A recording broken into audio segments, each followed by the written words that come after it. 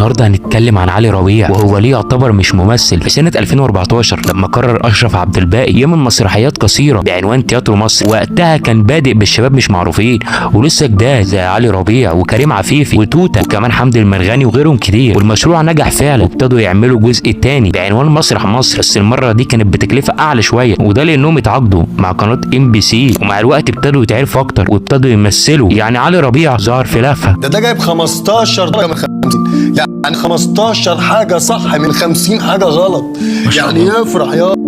وتوته ظهر كضيف شرف في الحرب العالميه الثالثه. ابويا نصبنا على مين يا خالد؟ ابويا انتوا الاتنين نصبتوا عليا انا. مين دول اللي نصبوا عليك يا خالد؟ هو وربيع وقصقص. وحمدي المرغني ظهر كضيف شرف في لهف، وكل ده وهم لسه مكملين في المسرح. بس كلامنا هيبقى عن علي ربيع بس. بعدها برضو علي ربيع بيظهر في كابتن مصر مع محمد امام في 2015. بس الحاجه اللي خلت علي ربيع يبقى اشهر من ناس كتير كان المسرح، وده لانه كان بياخد ادوار اكتر منهم في المسرح. وفي سنه 2016 ربيع عمل فيلم حسن وبقله